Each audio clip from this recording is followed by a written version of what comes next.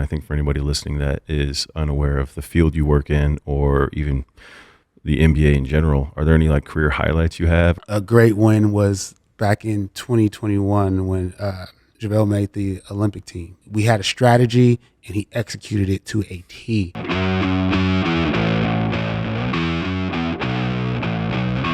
You're listening to Studio 22. Welcome to Studio 22. I'm your host, Will Meldman, with my beautiful co-host, Brock O'Hearn, as always. You think I'm beautiful? Yeah, along with 99% of the world. Thanks. How you doing today? Good, man. Good to be here. Another day in the studio. We are here with Kez Reed, who manages Reed Company Incorporated. That is an entity focused on business development and venture investments with professional athletes and corporations. Welcome, Kez. Thanks for having me. How you guys doing? Really good. Yeah. Good, man. Good to have you back on. Back on. Take two. Yeah. Let's get it going. It's going to be worth the wait, though. Appreciate that. How's everything with you, man? How you doing? Life is good, man. I mean, another year, I feel like, I don't know if you guys feel this way, but I feel that 2023 has been flying by, right? Like, I feel like, we're already in October, and I think about, like, just earlier, yesterday, it was January 1st. So I'm like, and it's one of those things of when you look back on, it's like, hey, what did I accomplish this year? Yeah. Did the plan that I created in, the year before, during this time to roll out in 2023, how efficiently or effectively did I roll that thing out, right? And I like killing shit. So I think I destroyed it, you know what I mean? But it's also like, okay, how do you grow from that? What's next? All right. It's always new opportunities every year if you're in the right places and have the right network. And it's how do you capitalize on that? Yeah. Well, it's good that you feel like you killed it, because a lot of the stuff that I had on my list at the beginning of the year has been put on hold because of strikes and multiple other variables in the world. But a lot of other things have been accomplished. So I'm happy that it's like you're saying, there's a lot of things you want to achieve and you set goals, right? And you try to accomplish those, but then life kind of throws other opportunities at you. So you got to run with those too, Definitely. Yeah, man. Yeah, the new year, man. It's like you get the holidays, you get like some family time, and then the whole concept of like a new year resolution. You can kind of refocus on everything and try to accomplish things you haven't or branch out. I mean, I love the holidays. Yeah. Time of reflection. That's what it is, time of reflection. And it's a time for me to drink fine wine and hang out with the family and share the the new wine. I love That's how you reflect. Yeah, That's reflecting. but I love the holidays on the fact of just being able to eat and it's like events this is like event season. Like you think, oh, like living in LA and things like that, there's events throughout the year. It is, but this is like an overload. You have your personal events, you got the other events, it's just Halloween, and then you have, Friendsgiving, and you have the actual Thanksgiving, then post-Thanksgiving, Black Friday, Cyber Mondays, right?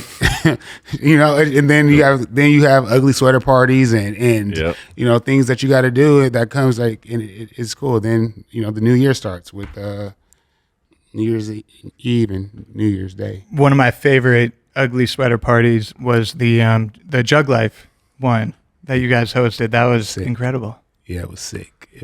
Just so yeah, I do have a foundation that I co-founded with one of my business partners, clients, JaVale McGee. He's actually like my best friend. I was just thinking about this the other day. Like, I'm fortunate enough to have a best friend that's a professional athlete, and then he allowed me access to do things that and being who I am. Having access to that, I did not want to take it for granted, right? So I made sure that I capitalized on those doors that he allowed me to walk through. So he decided that he wanted to start a foundation. Actually, let me give you the full story real quick. So, yeah. Man, hold on. Yo, get that thing out of here. What quick, is bro. that thing? It's like, Bro, yeah. where is it? I've never seen that before. Penny will get it. Hold up. Jeez. Sorry, that's super annoying. I'm just going to see if it stays here. I'm off. Done. Done. It was hard for me to concentrate. This thing just kept just flying. You said you like to kill things. I thought you would have killed it by now, right? I was trying, but I didn't want to hit the mic, and it was just so much going on. No, that's annoying. Sorry. Yeah, no, all good. So Rest in peace, little buddy. yeah, R.I.P. I got a little bug juice on my cut now. Yeah, it's on my It's hand. all just a real one, drinking out of a bug cup. Yeah, man. Well, All right.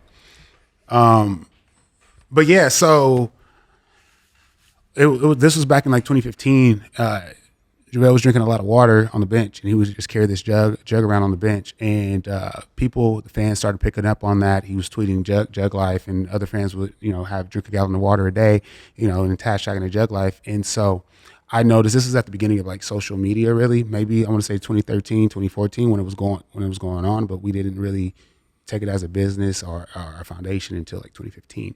But so during that time of like 2013, 14, his fans were just, hashtagging Juglife, tagging him and things like that. And I said, hey, bro, you have a platform now where you can actually do impact and make change. And I think that you need to do something with this thing that you're calling Juglife. What do you want it to be? And we cultivated something that became a 501c nonprofit, educating people about the importance of water on a daily basis. Then following doing that, all we were doing was going to elementary schools, youth programs, after school programs, and educating kids about the importance of drinking water, the benefits of health, right? Drinking more water on a daily basis, things like that. And then that led to us going to Africa and building water wells because there were people that were commenting on us, giving the education, but they're like, yeah, we want to drink more water, but we can't. We don't have access to clean water. Yeah. So then we decided that we can do something about that. So we partnered with a NGO called Hope for Kids, and so they handle that sector of us going out there, building water wells, doing the geographic surveys of the land, finding schools because we build them at schools. And yeah, it's been a great partnership over the last 5-7 years now, I believe. So it's we're still growing. We started to build a sports complex out there, so it's going to have 2 basketball courts, a volleyball court, netball, a soccer field, two locker rooms for the boys and girls.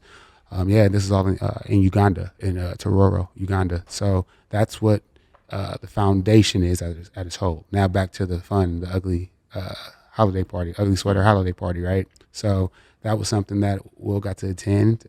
Brock was invited, but he was too cool to show up. Yeah, but, definitely not cool. I'm pretty sure I was working, but yeah, that's all. I still good, appreciate the invite. Yeah, you'll keep getting it, man. So we do this to raise funds, for our nonprofit, and it was cool that year that you got to attend. Will, I mean, everyone in my network, showed up to support. LeBron and Anthony Davis there, that was fun. Yeah. Lakers showed out. Even the GM Rob Pelinka came. So Yep. it was a good time. Private, secluded event. Like I said, we got to share with everyone what we're doing, what our goals are, what we're able to accomplish, raise some funds to continue, and then it's been going. I mean, that really is amazing work, dude, to have that international effect on, kids out in Africa. That's got to be really fulfilling work. Mm-hmm. Congrats on all that. I appreciate that. I mean, like I said, it's Africa, and we're also, you got to educate the kids in our state, right? I mean, you think about it, in our nation, we have kids that don't drink enough water on a daily basis to stay naturally hydrated, Right. So it's education, basically domestic and international, and then okay. Mm-hmm. If you could drop a little education right now, how much should a kid or an adult drink per day?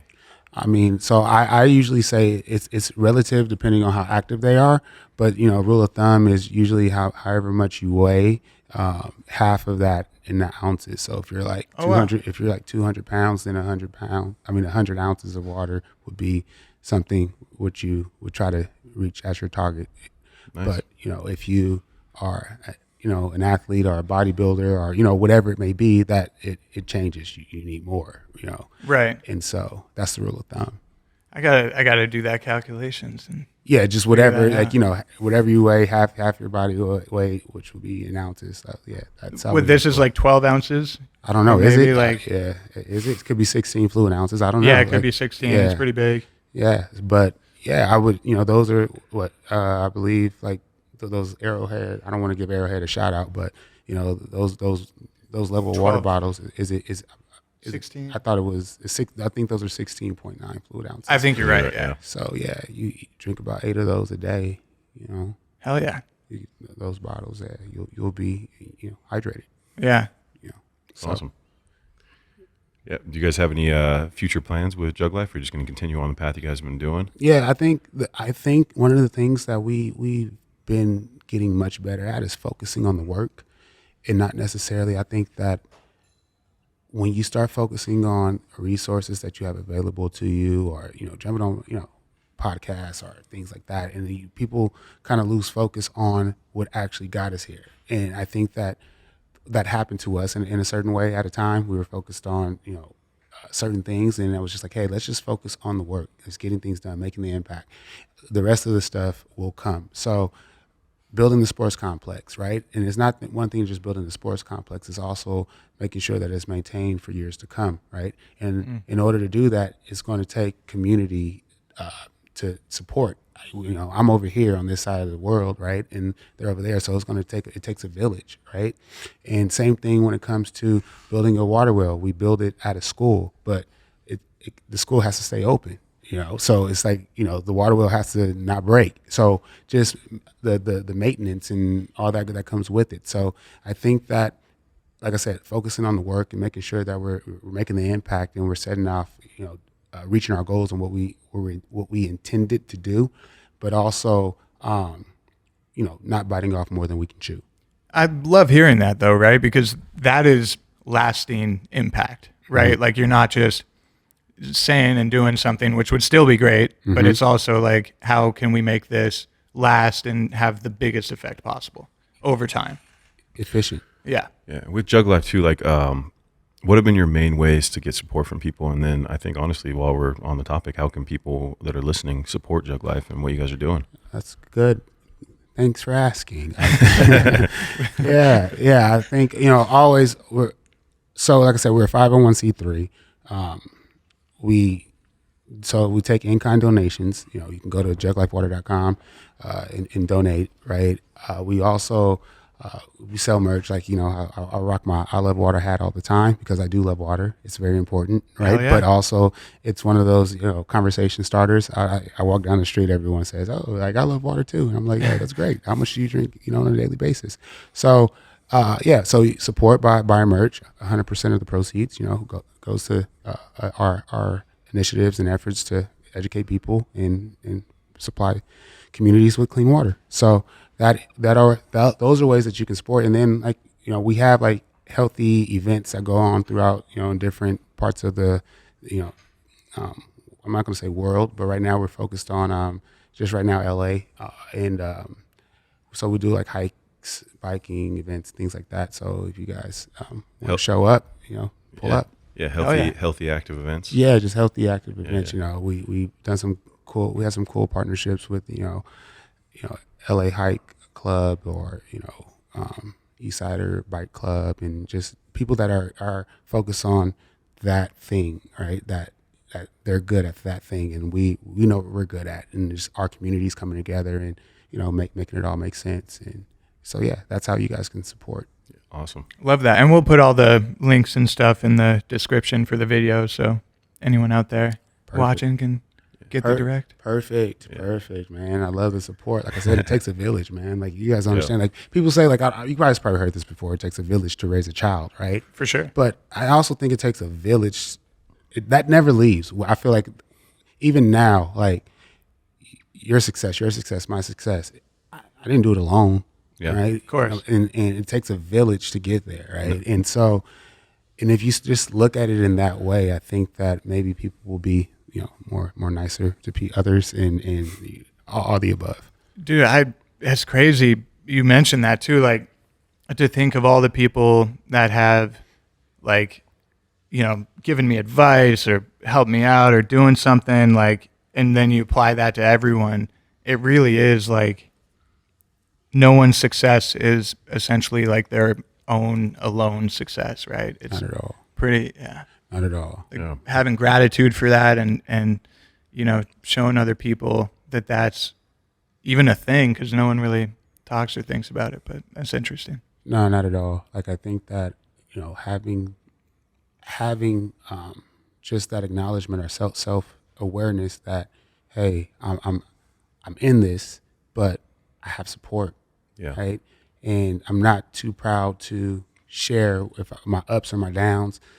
I saw something like Robert De Niro interview. It was something like, hey, man, life is going to have highs and lows, right? Our job as human beings is to try to remain calm through it all, like keep this even keel, right? So when it's high, don't get too high. When it's low, don't get too low. Yeah. Try to get back to that calm and even, right? Yep. Because when you're high, like, I mean, I've gone through it as well. Like, I've been high. Oh, I'm never going to be able to fall. Like, I'm at the top all the time. I'm feeling good, and then then a low happens, and I'm just like, I don't want to talk about it. I don't want to, because I was just there. I was just on on the top of that mountain. Now, I don't want to talk to anybody about but that's a part of it. You just try to stay even keel. That way, you don't have those those big dips. Yeah, that's good advice. That's great advice. Yeah, life ebb and flows is how you handle it, right? It's I'm trying. I mean, we're all trying, man. This game called life is not simple, right? There's a lot of There's a lot of context behind it, right? Things aren't black and white. Nothing's ever what it seems either, right? Yeah, definitely. It's all gray area.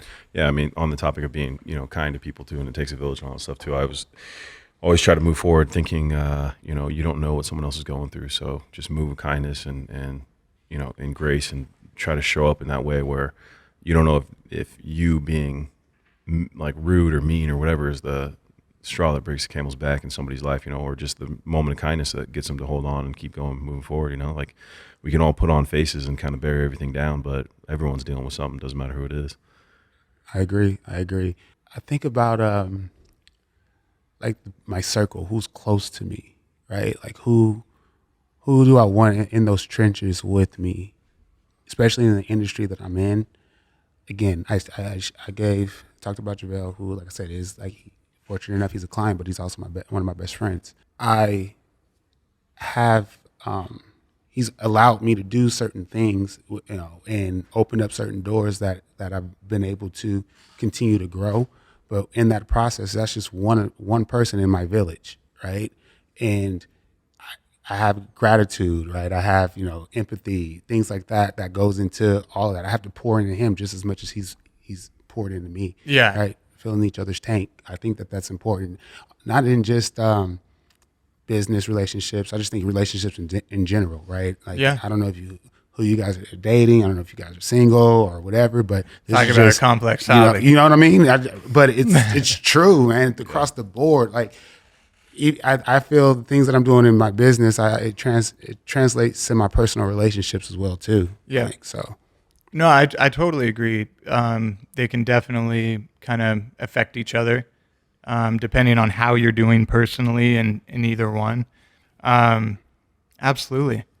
We and JaVale, I mean, one of the nicest guys ever. I've had the pleasure of spending some time with you guys together, and just want to give JaVale a shout out too. He's such a nice guy.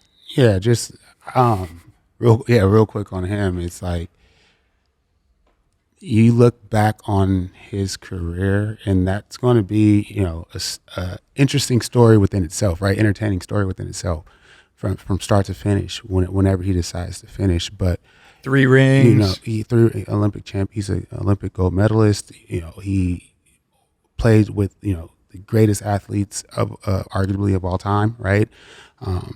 And he's well respected in the league, but that didn't happen overnight. It goes back to just life in general, the highs and lows. He had people against him, and had whether it be a bad reputation or good reputation, and how he was able to manage all of that. Being in front of the camera. I love what I do, but I'm behind the camera. I'm not. This is like one of the few moments that I'm in front of the camera, but I'm usually behind the camera, and I'm able to handle my celebrations, my wins, and my defeats, privately. So for him to be able to do what he has done and accomplish what he has accomplished and have the tenure, you guys need to understand, playing in the NBA, the life of the NBA, the average is like 2 to 4 years, right? Damn, really? So it's something like that, right? 2 to 4 years, no more than that. So any guy that's in the league that has a tenure of 10 plus years in the NBA, it's a young man's sport. Anybody who has that, they're the GOAT in my eyes. Like to be able to deal with the politics, to be able to deal with, just what's required of you. Like you got to think about it like this. You have like the easy ones like LeBron or Kobe, you think about the greats, right? Those guys, it's only 15 players on the team. This LeBron, AD, whoever we're talking about, they're making so much more money, than player 15, right? But player 15 has to do exactly what these guys do. Has to be on the bus at the same time, has to work out, has to run the same amount of miles, whatever it may be, right? Wake up the same time to get to practice, all that stuff, right? His lifestyle is technically no different, just the tax bracket is different. And so that's what comes with that is ego, right?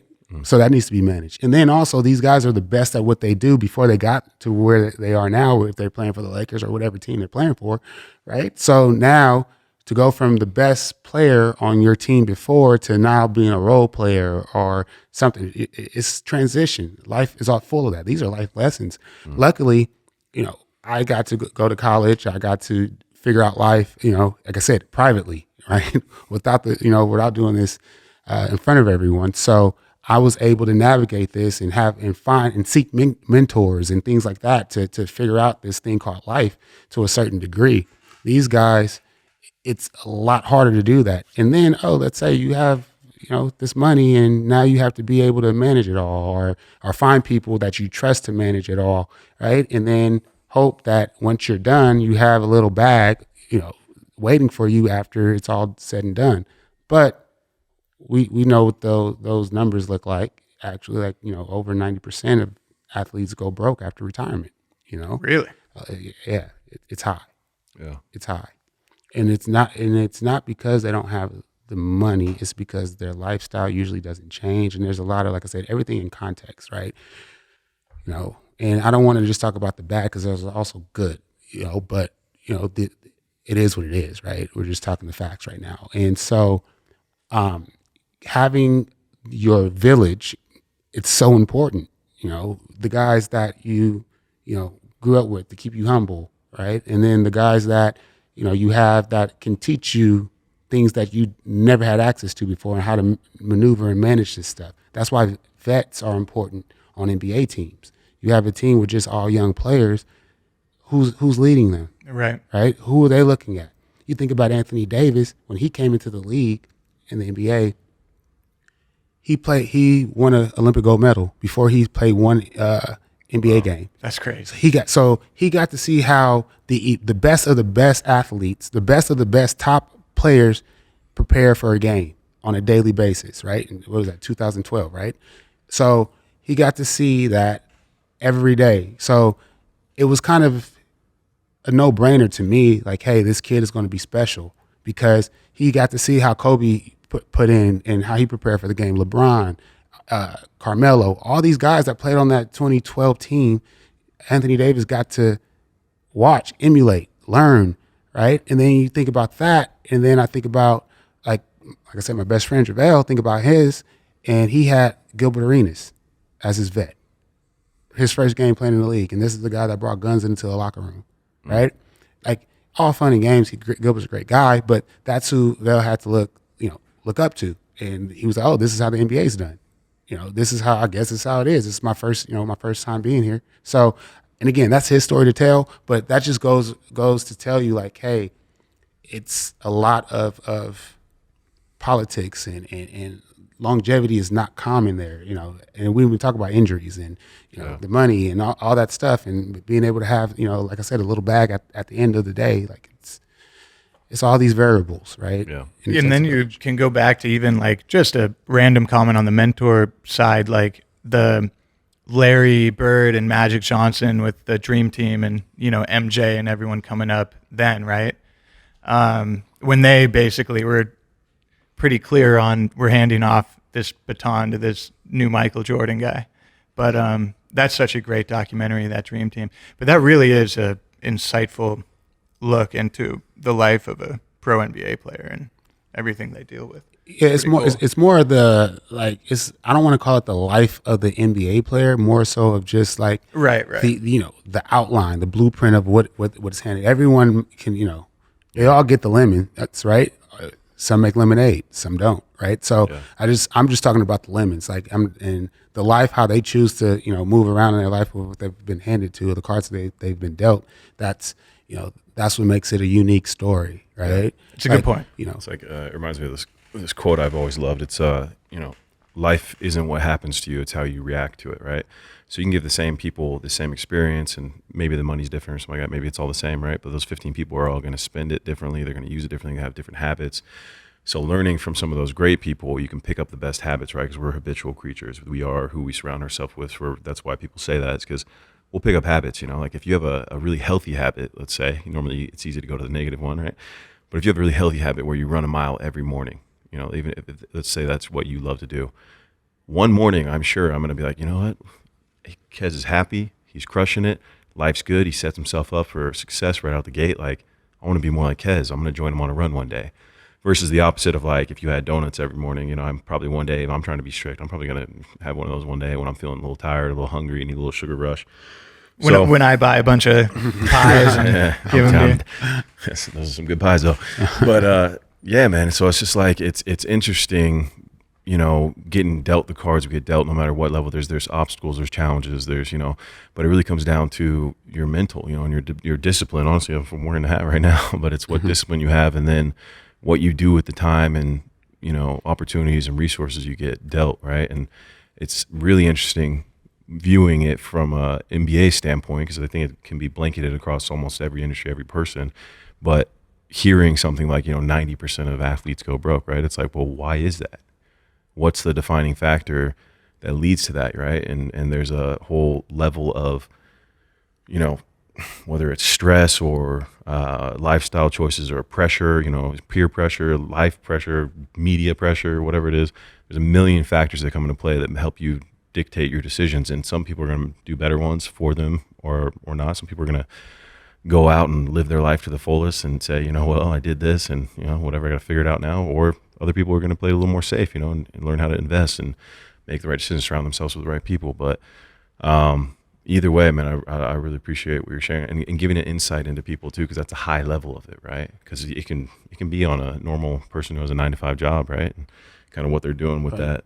Right. No, I think that it's a life lesson in general, right? We can change out NBA and put another, occupation in there or another relationship in there. It's all the same. It's all the same thing. Like you said, with the cards that you've been dealt, play up to your best, play to your best ability, and the seat that I get to sit in, right, is the business opportunities, development for these guys, strategizing what these lemons, that's been handed to you, what can we make out of this, right? These cards that you've been dealt, all right, how do we play this hand?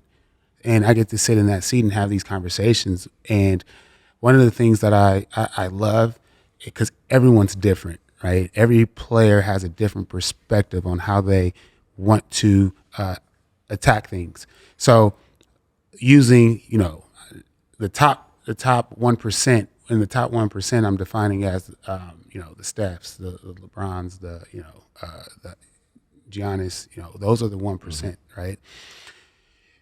They are an entity, a business within themselves. They need a staff from one to 20, maybe, like those guys, first of all, they can afford it, right? And then also they have a brand that they're trying to build, right? Other guys are trying to compared to like, then you have the mid tier, right? That's the bulk of the NBA. And then you have the lesser, two-way contracts, things like of that nature, right? Still great opportunities, but it's like, okay, the 1% strategy and business plan is not going to be the same as the mid-level to the two different cards, right? And different opportunities. And so being able to sit in that seat of how to capitalize on these opportunities, right? Because, for example, one player can have a 3-year contract and the other player has a 1 year. So now are you more aggressive that 1 year and trying to just get everything? He only has 1 year there, right? Is that enough time to build real relationships? Is that enough time to build, in that market, right? So do we go out and find someone who has relationships in that market already and try to, attack it that way? Always my goal is to extract as much as we can, right, in the opportunities that I've been given.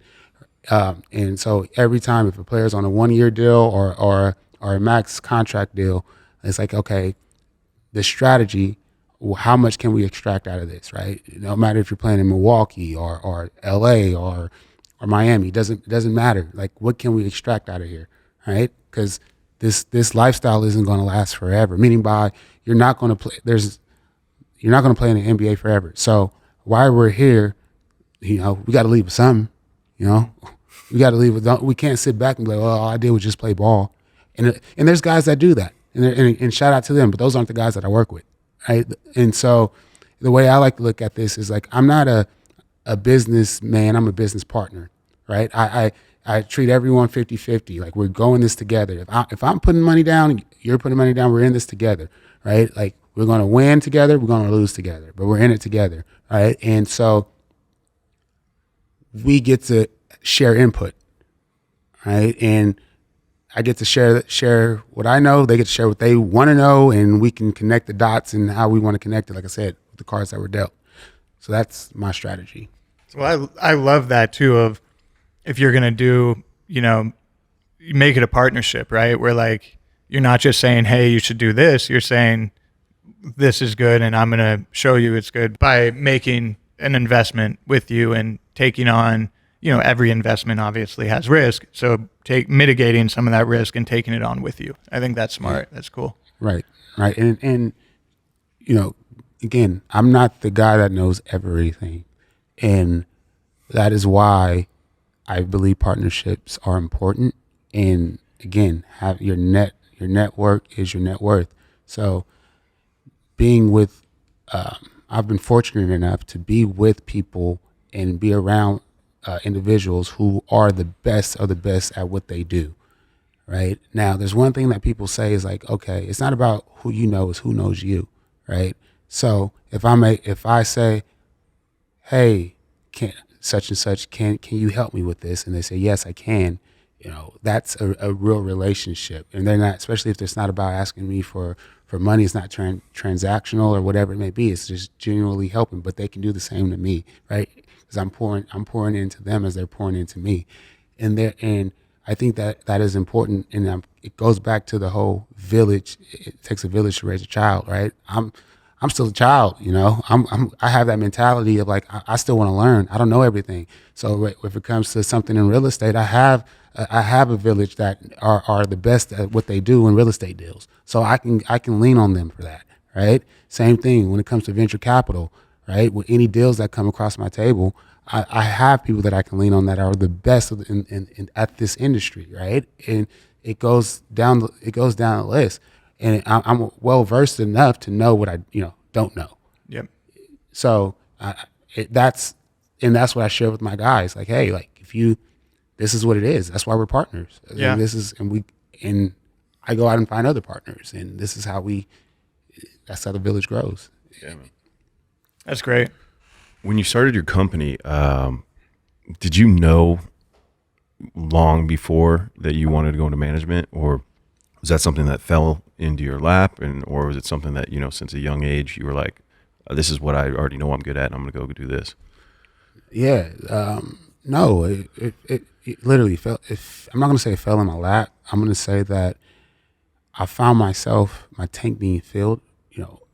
Solving problems and being included in these problems and finding solutions for them. And it was just done to a point where I would do it for free.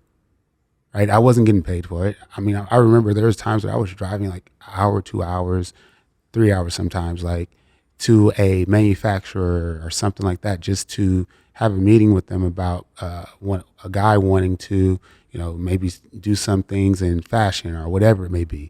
And I would just do it because I wanted to learn about, manufacturing and inventory and all that stuff. And so I'm out there learning, and I have the resources to do it. It's not my resources, it's theirs, but I'm doing it on their behalf. So I get the education. and I'm building my network. Now I know manufacturers to do certain things and vendors and all this type of stuff that I'm just naturally getting, but this wasn't the plan. It wasn't like I was, oh, this is what I want to do for a living. I was just doing it. And, I had my own thing that I wanted to do, which was I wanted to go into dentistry. Like I wanted to be a dentist. I wanted to do that. There was a whole story behind it. I was playing baseball and something happened to me, trauma, which I had to go in and get oral surgery. And I got fascinated about what they were doing. So while I was helping out these guys, I was, taking classes to studying for the dentistry admissions test. And during that time, I realized that, yeah, this is kind of boring because I was interning at a dental office, and I was like, yeah, my life is not this, and yeah, and I say that because going back to your question, Brock, it's like, again, it found me. I wasn't the one that was just sitting around just trying to, waiting for life to find, I was doing shit, you know what I mean? I was out figuring it out, like, hey, I have let me talk to this person. This guy looks successful. Hey, can I take you to breakfast? It was like things like that. Hey, I got to work with BJ Armstrong, and I got to see the ins and outs of how business deals were done. This is a time where he was negotiating Derrick Rose's multi-million-dollar contract. I'm talking about MVP Derrick Rose, right? So I'm like, oh, this is how this is done. Oh, this is how deals are being done. Oh, okay, this is the language. This is how I need to. Maybe I want to be an agent. No, but then this lane shortly, it found me, and then I thought about, okay, I can leverage players to get equity into startup companies. Let's see how this goes.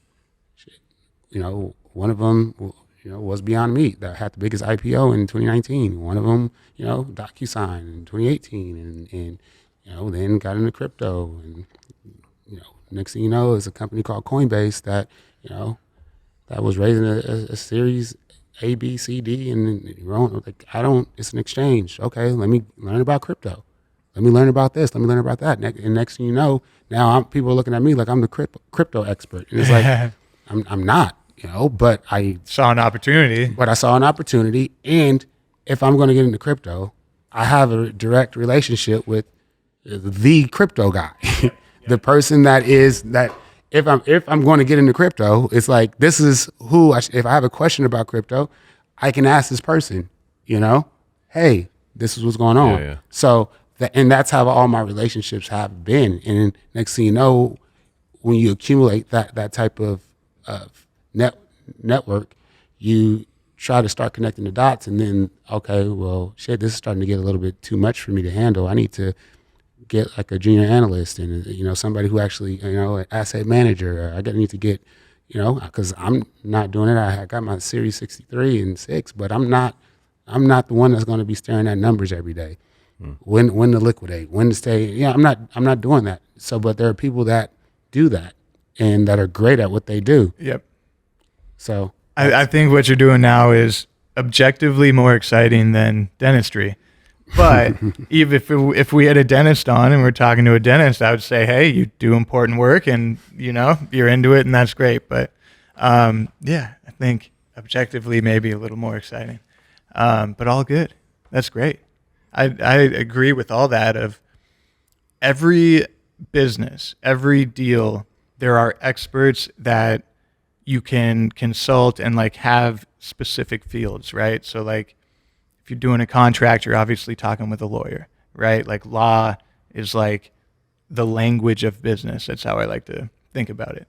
But yeah, I love that concept because that is typically what I try to do as well, is consult the experts in whatever field you're in, right? Yeah, again, I feel like I'm repeating myself a lot, but it takes a village. Yeah. It takes a village, man. Yeah. No, I think if there are any that you can share, that you want to share, you obviously live a very interesting lifestyle. And I think for anybody listening that is unaware of the field you work in, or even the NBA in general, are there any career highlights you have, or moments that you've look back with people you've either worked with and accomplishments they've made or you've made together, or any things that are just like stand out to you that you can share? Let me share wins of others, right? Like I think that a great win was back in 2021 when JaVale made the Olympic team, right? I thought that people thought that was just crazy. Like, what? He's on this Olympic team, but people don't understand the work that went in before that, right? That he had to do, and then that his team had to do to make that happen. The lobbying, the calls that had to be made, right? And I just thought about how seeing him out there representing his country, and it was one of those feelings of like I felt proud that because he put the work in, he deserved that, and we had a strategy, and he executed it to a T, and it worked, and it was kind of like, damn, I thought of this, but it doesn't work without him approving it or without him taking the action, or, you know what I mean? So being able to work with people like that is great. Right. And another opportunity had to do with, it was a monetary accomplishment that I had where, you have this thing of imposter syndrome at times. I feel like everybody experiences that. But when you have these small wins or big wins, it kind of confirms you. It gives you like a thing of affirmation.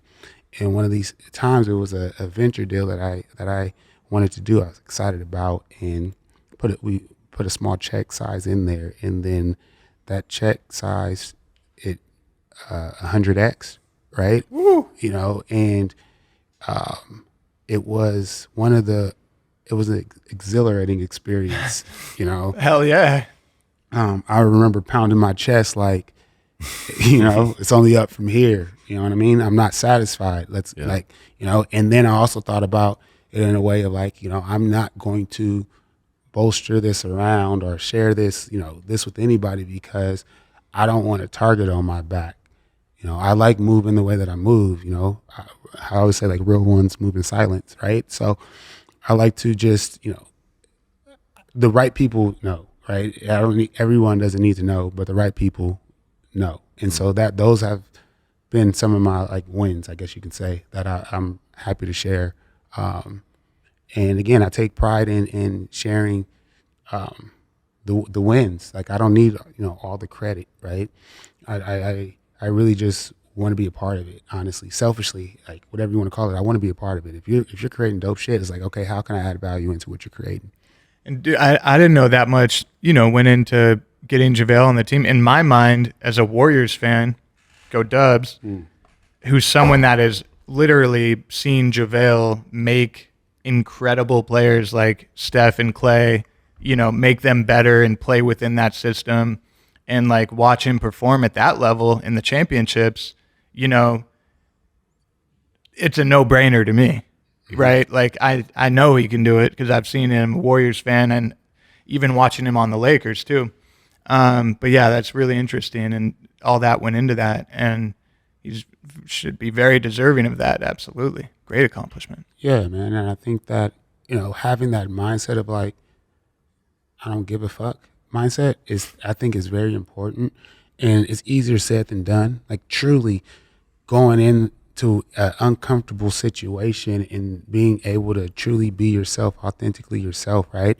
And I think that a lot of people say they can do that, and they try to do it the best that they can, but I truly believe that, I've been able to see him, and I use that, like that's one of his super strengths is what I tell him is like, no matter how much, people are throwing tomatoes at you or whatever it may be, like the art of not giving a fuck, like I'm still, because this is who I truly am, and this is what I truly believe in, I think has been, such a success within itself, right? And I think about all the people that I know who I respect and that are successful, they all have discipline.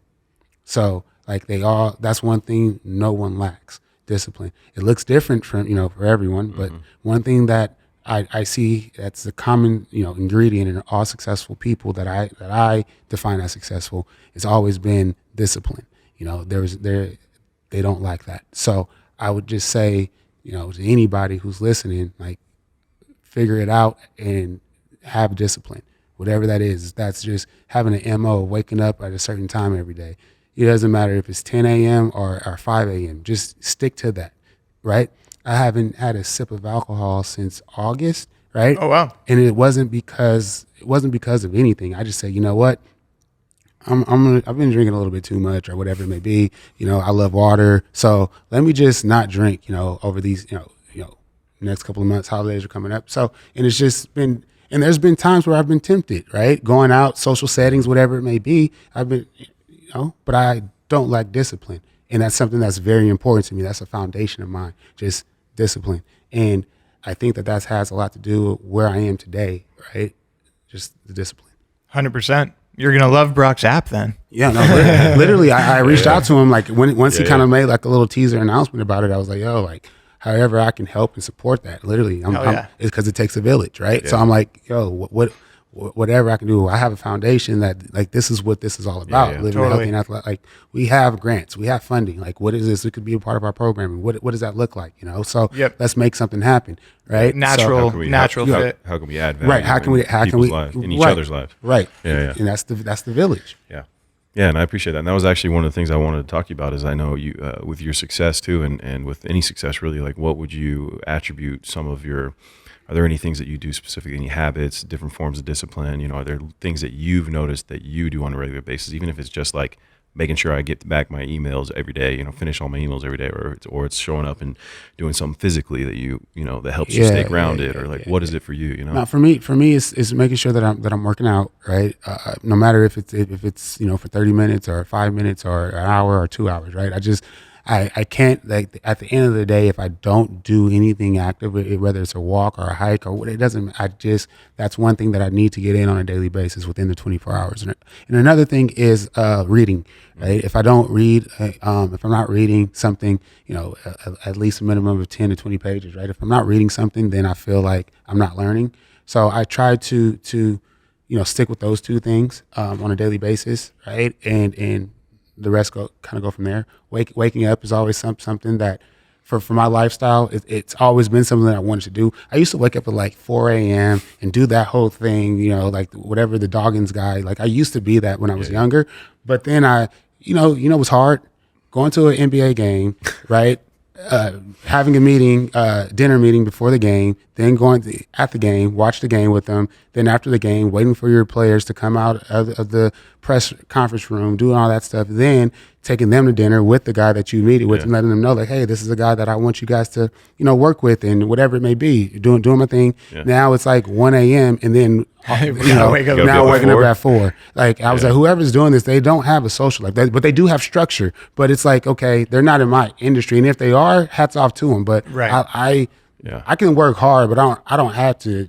That was something that like I struggled with because I was like, damn, like I felt like I'm being lazy now because I'm not getting up at this time or whatever it may be. We I think a lot of us do that too. Like I've definitely been in that boat where I've been waking up 4 a.m., 5 a.m., going to the gym, doing the whole thing, like, and thinking that that's what the answer to success is. But really, it's like you said earlier, you go on these highs and lows in life. Life takes you on a journey, these ebbs and flows, really, and. When I disassociated myself with success with waking up early, and I focused on, like my lifestyle, same thing, we'll go out, or I'll have a night shoot on set one day, and we're shooting till 5 a.m. I'm like, I already missed my wake up window. So what am I supposed to do? Stay up for another 24 hours? Like, what are you talking about? So it was a matter of like, when I changed that and what does success look like for me? Well, in order to get in the shape I want to get in, a massive part of that is rest. So I have to make sure I'm getting X amount of hours, or at least trying to get that. And at the same time, I am a firm believer that if you want to be successful, you got to lose some sleep sometimes. You got to get up and you got to go in this industry too, and that in your industry. Sometimes you got to go host and entertain and go to the dinner meetings and connect. And, sometimes deals get made at that table, even if it's later in the evening, So it's a matter of showing up at what I found and putting in the work no matter what. And, there will be times where you get to be on that structured schedule of 5 a.m., but every now and again it gets thrown for a loop. And it was me being okay with, well, I'm not getting up at 5 every day. I'm getting up at 8, but I'm getting all my sleep, and I went out till 2 a.m, and did what I needed to do, but I'm still doing everything I need to do. And for me, it was a matter of like, can I function off of that amount of sleep, right? If I can function fine off 4 hours, I'll sleep 4 hours, no problem, because I'm still getting the work done. But if I am lackadaisical, or I'm sitting here and I'm falling asleep during this conversation, you know, and I'm super engaged in what you're saying on top of it, that means I'm doing something wrong on mine. I'm either not eating enough, I'm not sleeping enough, I'm not training correctly, I'm doing something wrong. How do I fix that ecosystem so I can set myself up for success on the highest level? So what you're saying, the structure is massive, having a routine is massive, but what does that look like for you? And saying, okay, just because Mark Wahlberg gets up at 3 doesn't mean I need to get up at 3. Right. We live very different lives, you know what I mean? Right. But my hat's off to them and respect to them for that. But also at the same time, I got to go my path, you know? Right. And you also got to think, like, how long has Mark Wahlberg been getting up at 3? Like, what phase in his life? Yeah. You know? Like, I'm pretty sure when he was marking Mark, he wasn't getting up at 3. Hell yeah. Well, we got NBA tip-off coming up. By the time this comes out, it'll be the NBA season. Oh, yeah. NBA season is something like that is, like, hell week for me because everyone's going back to their respective markets at that time, and usually like a month before. So they're getting, if they're on a new team or if they're not, it's like, all right, the house that they were living in, they probably weren't there for all summer.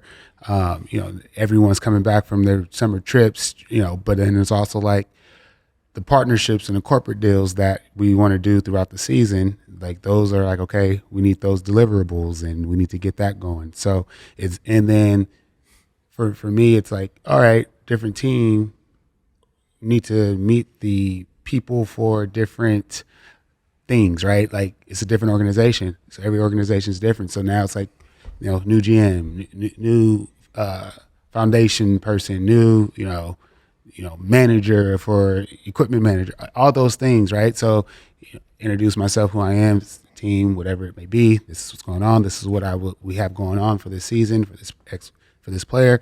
You know, who do I reach out to if they need this, right? Yep. Tickets or whatever it may be. So every year it's like hell week, getting those things in order. Right. And then obviously planning is 9 months, right? So what does that look like for over the next 9 months? You know, a lot depends on, is the team good? Are they not? How much TV time do they have? You know, like do they have for national games, right? So right. You know, I think Golden State and the Lakers have like the top 2, like 40-something games or something like that going on, like Makes nationally. sense. But you know, then there's other teams that get like, you know, 20 or, you know, 30 games or whatever it may be, right? So, you know, you try to. That's like a leverage tactic that I use to partner when we're thinking about partnerships and things like that in certain market areas. It's like, hey, this is how many games are going to be on television, you know, either once this week. So if you have some type of campaign or app launch or you know, whatever we're trying to do, like let's do it around that, right? Let's do it around this one because they got this, they're playing this team or they're playing that team, or you know what I mean? Like, yeah. And then it's like, oh, I actually have 2 guys that, you know, that I have relationships with that are playing against each other. We can do something even bigger. Let's see if we have a budget to, you know, throw to this guy, you know, to partner with. So it's just, Yeah. that's hell week for tip off is all I'm saying. Like, you No, know, that's great. I'm glad you're getting into Hell Week. It's going to be fun. I do have a very specific question. So when we had Stedman Graham on, you know, he has a book called The Ultimate Guide to Sports Marketing, and then he has another one, The Ultimate Guide to Sports Event Management Marketing. So a lot of what he talks about is the identity of the athlete, right? And then kind of building around that. Do you find that finding your player's identity is an interesting and crucial part of managing them or marketing them? I think that yes, simply yes, it is. But that it's easier said than done in the fact of like, hey, we can find it by asking a question. I can ask you, what do you like? It's kind of like taking those tests, those like the personal test, personality test, like yeah, like, you know, DISC or love languages, figuring it out, right? You're kind of like your toughest critic. You overthink when you're taking that test. Like, do I like hugs? Do I like you know, you when you're writing it down, right? Same thing when it comes to like finding a player's identity. You're like, what is your identity? They're like, oh, I like this, but it's like, you know what? Just live your life, right? Let's build this relationship naturally, organically, and let's see what you tend to do. Right. And what fills your tank? What lights you up? Oh, instead of just being like, oh yeah, I like this, I like that, and then you make this whole plan, spend all these hours, sweat equity into doing all of this, and then it's like, oh yeah, you don't like this. Like I've been in so many situations where athletes say, "Oh yeah, I want to have a podcast, or I want to do vlogging, or do YouTube, or some content, hosting," and then it's okay, let's do it. Put the money, production, all that stuff behind it, and then they don't do they don't do the work that they need to do, and it's kind of like you said, just show up, right? And I'm not saying it like they don't work hard or they are lazy, but it's just that's not their identity. And then they were trying to force that, maybe because I don't know why. There's a lot of context behind it. Yeah, nice. Identity. And they probably thought about it in that moment when they answered that question. Maybe they really did want that to be their identity. But for me, that's where I get to sit in that seat that I sit in strategically and sit back, observe. And then sometimes, like, you're not even a people person, bro. Like, are you sure you want to do this? I'm not trying to discourage you to do it, but there's other ways that we can, extract money out of this market. We don't have to do it this way just because you see, these other guys doing it, and they're doing it well because that's what they have a passion about. So it's finding players' identities in a it's hard to do. It's the moral of the story. It's hard to do. Totally, right? I think that was kind of a part of his point too. I think you nailed it, is you have to find out like really what you're really passionate about, and then kind of structure it around that. Just to add to that, like, we all know that they're passionate, at least like 100, maybe let's just say 99.9% of the time. Like, if we're talking about NBA players, they're passionate about basketball. Yeah. Right. But they can have more than one passion. Right. So it's not necessarily finding what they're passionate about. It's more so just like their identity. Like, everyone likes to smell good, right? Dress well, right? All the above. We like that. It's a sense of confidence. It's a sense of a lot of things that come within that, but it doesn't mean you're fashionable, right? Doesn't mean fashion is your identity. Maybe you like to dress well and things like that, but that doesn't mean that you're the pioneer of the shit, right? You don't have to be Russell Westbrook that's out there doing outlandish stuff, or Kyle Kuzma wearing the long pink sweater. Like, that's not your identity. Like, it's cool if you do it, but it's not your identity. Right. So let's find something that you actually like to do, right, outside of basketball, and let's see if we can monetize it. And if not, it's still do it. It's fine. But that's all I'm saying. Yeah, I think a great example of that is Desmond Mason with his artwork, right? Like, he's a great artist, and he kind of transitioned when he retired into becoming an artist. And he's stuck with it and is really, really good at it. And, shout out to Desmond. We want to have you on at some point. But yeah, for sure. Texas native over there, man. Yeah. Good guy. Yeah, so that's all. I think that, when we talk about identity, it's complex. So you got to think about it in a way of like, hey, find it and then try to build a structure around it, right? And then after you kind of have that structure, an idea of that structure, then it can be maybe a business. Maybe we can maybe it's a one-off. You make some money off of it. Like kind of like a flat tummy tea type of situation. You know what I mean? A little quick cash grab, whatever. You know what I mean? You always have to leverage that. Right. You always have to seize the moment, right? Because they happen so quick, right? You think about when Steph broke the 3-point record, right? You saw how quick Under Armour and all his affiliates had things just ready for everybody to buy, right? Even his friends who have their own little personal small brands, they had things ready to go before it, because after he breaks it, it's like the moment's gone now, right? So you got to do it before the moment happens, and you have to have all that stuff ready. But then what if it doesn't happen? Right. What if they did? What if they don't win? So you got to have that's collateral. Things that, like, it comes with the game. You build out this marketing or this, strategic plan to do all this stuff, and then it doesn't happen. That's the industry that we're in. So you move on to the next thing. What's probably one of the more unique brand alignments that you've done? I'm actually kind of curious. Like, how do you take a brand partnership with a player? So he's going to be getting a lot of airtime, right, when he's playing. So there's a lot of eyeballs. And then you've got social media. Then you've got typical, like, normal commercials and maybe the face of a brand they'll be marketing to. Like, what does a normal brand partnership look like with an NBA player? Man, this crazy thing is, like, if you would ask this question, before COVID compared to after COVID, it changes. And then before that, it was 2010 looks different than 2020. It changes, right? And so now, just like in the movie industry, like these big production companies, they realize they don't necessarily need Tom Cruise anymore, right? You have what, fucking 2 million plus followers now, right? And it's like now you're looking at, okay, what's their engagement like, right? What does that look like for a player?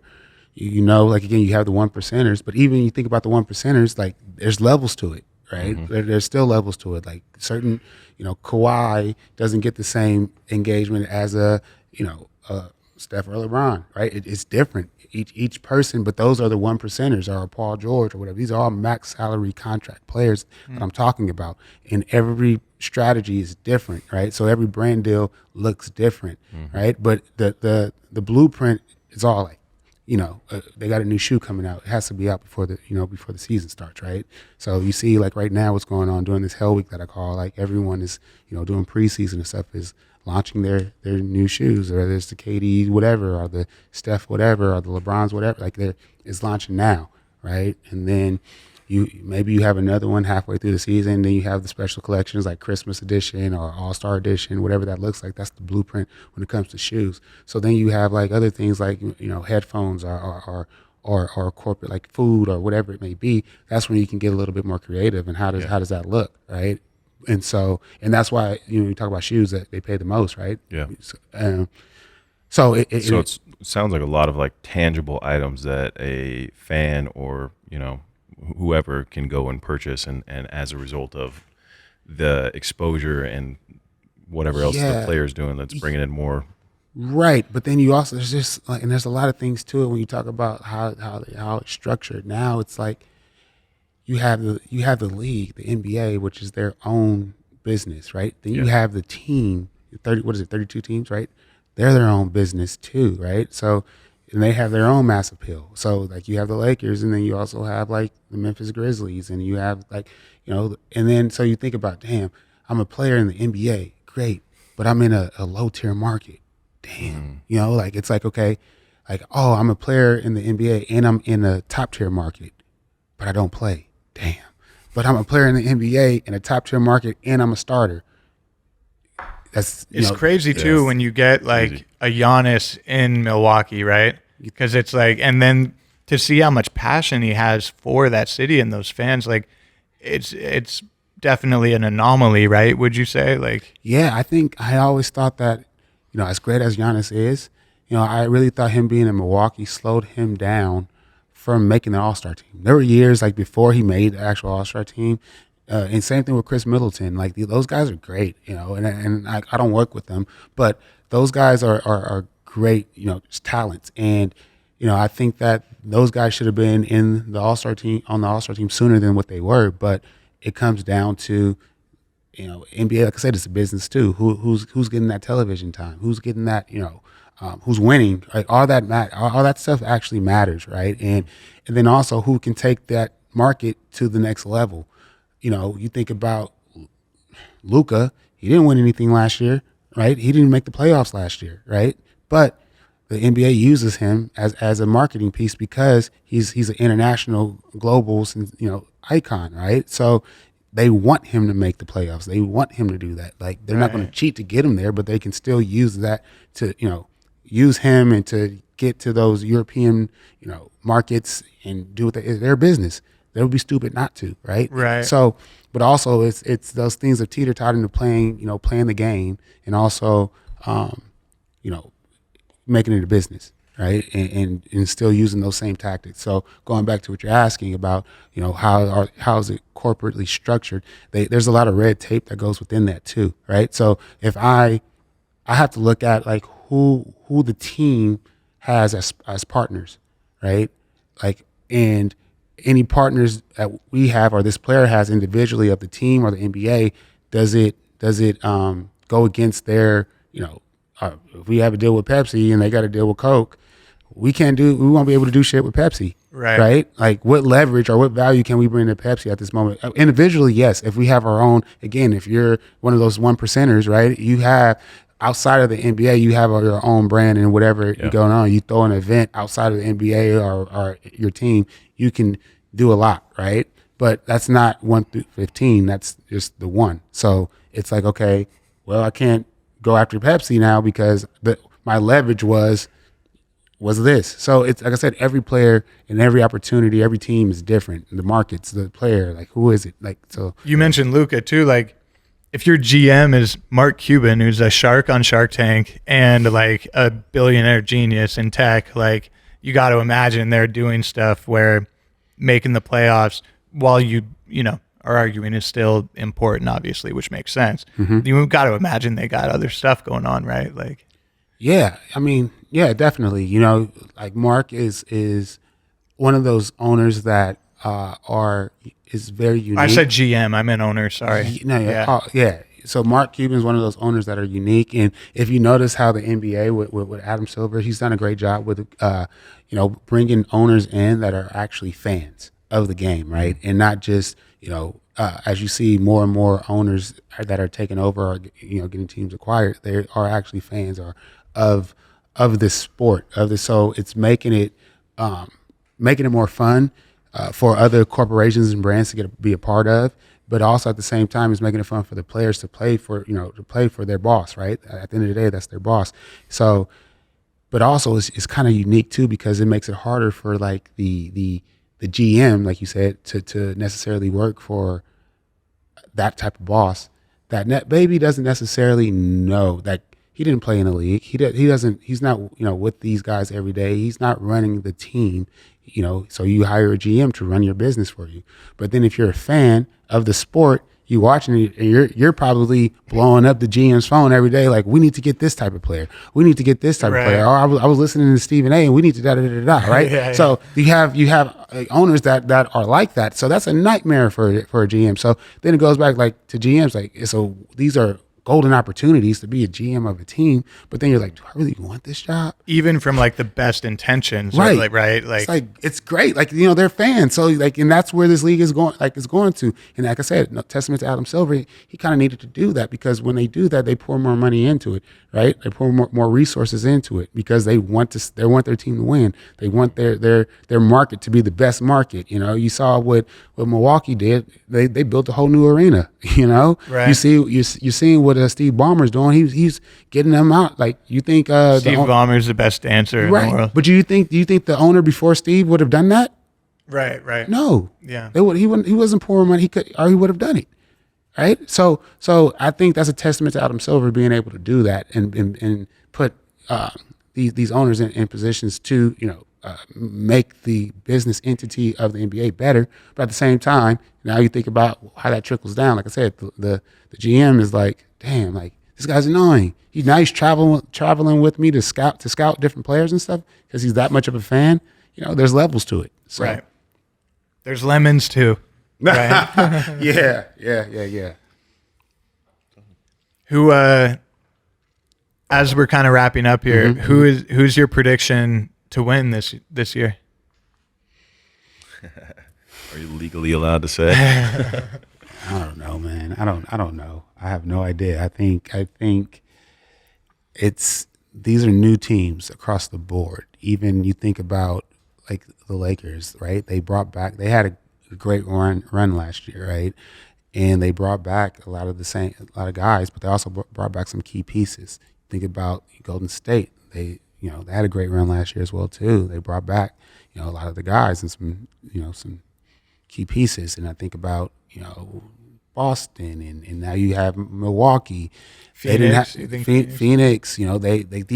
These teams, like, it's with Bradley Beal and Kevin Durant and Book. All these teams have a shot, right?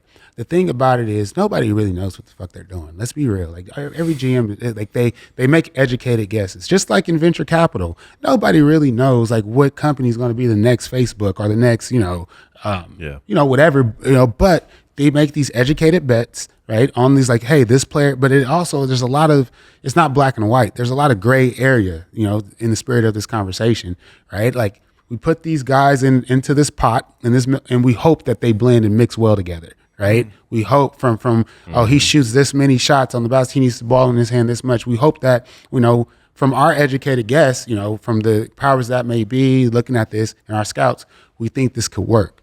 And now you also got to think about it if these guys have egos, or how well can they work together, or they need, you know, like, are they going to be, you know, staying healthy? But it's a lot more that. So team chemistry is the one thing that you can't predict.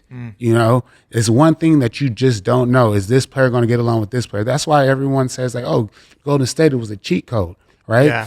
Think about that. You saw how much shit they were talking about Steph Curry, like when Kevin Durant was there, like he doesn't have it anymore. He doesn't this and that, right?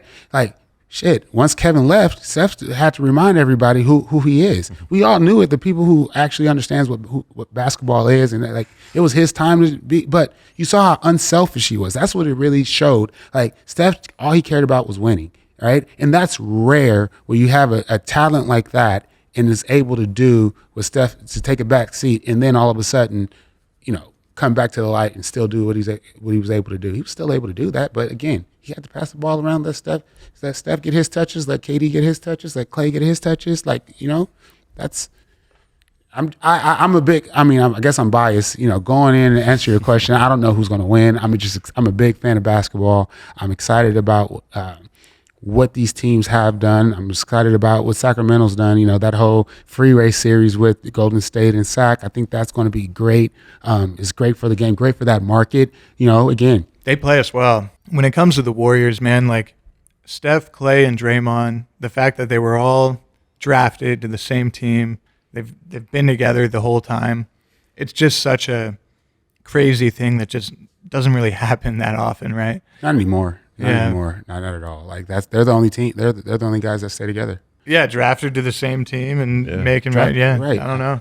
I don't know. Devin Booker's the only. It was Devin Booker and DeAndre Ayton, but DeAndre just got traded, so he's with Portland now. So I don't know. But again, I could talk was basketball. Middleton drafted in Milwaukee? Yeah, so Middleton and Giannis maybe. Yeah. So you got Middleton and Giannis.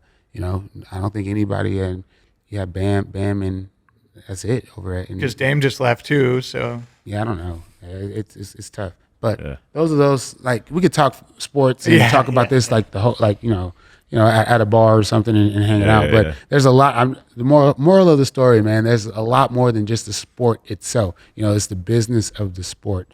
And, you know, there's 450 players in the league, right? There's more actors, right? I don't know how many actors there are that are SAG, you know, tens of thousands, right? So, and it's a business, and there's only this much. The pipeline is only this big, you know. So everybody is not falling through that, right? You know, and if they are, it's very, very slow. So, and it's what can you extract, you know, during that moment, you know what I mean? And yeah, I think that.